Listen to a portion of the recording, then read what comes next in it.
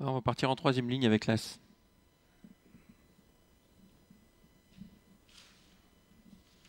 Exactement. Prudemment donc. Et c'est parti. Oh, le 5 au galop. Le 5, le 4 au galop. On va avoir quelques disqualifications dans cette épreuve. Hein.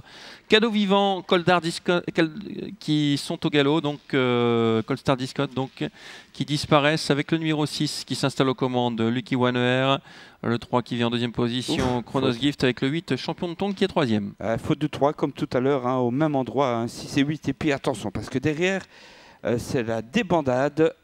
On va apercevoir le 11, troisième, le 2 qui n'est plus sur la piste, hein, qui disparaît également. On va collectionner les disqualifications dans cette épreuve, mais pour l'instant, le 4, le 5, le 3 ont été disqualifiés. Ça se passe bien pour le 6, Lucky Waner, hein, qui a pris seul l'avantage.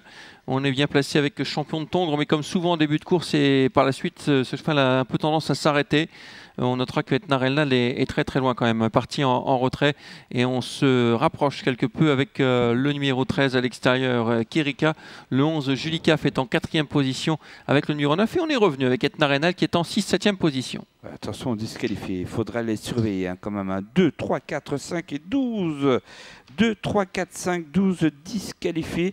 Avec eh bien, en tête toujours Lucky One, hein, le numéro 6. Dans son sillage immédiat, on retrouve eh bien, champion de Tongres. Avec le 13 en dehors, c'est Kerika. Et derrière, eh bien, on a le 9 qui emmène Etna Renald, le numéro 1.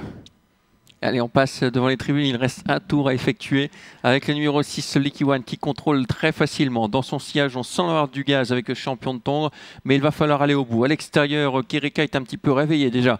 En 4e position, on a le 11, Julie Caff, avec le numéro 9 également, Exodus Palace. Etna Renald vient un peu plus loin, avec également Calypso, le numéro 7.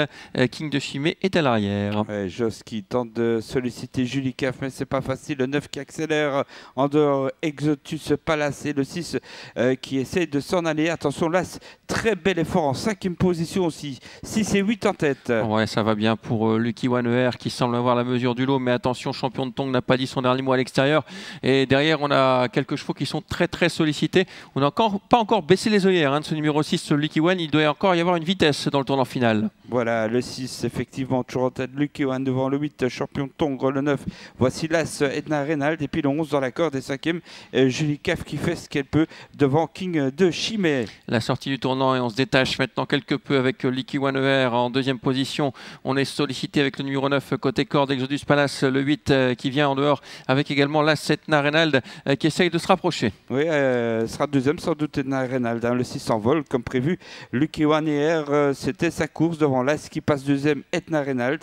6-1 et puis le 9 va résister aux attaques pour la 3e place. 6, 1, 9 et ensuite ce sera le 8. Le 8, champion de Tongres. Voilà, 6, 1, 9 et 8. De bout en bout pour Lucky Waner. Bien vu, David. 6, 1, 9 et 8 démonstrations. Et puis, à retenir, hein, Etna Renal qui était parti en 3e ligne derrière la voiture. 3e ligne, elle est partie en retrait. Il est parti en retrait, pardon, et il est revenu en course et il termine bien en pleine piste.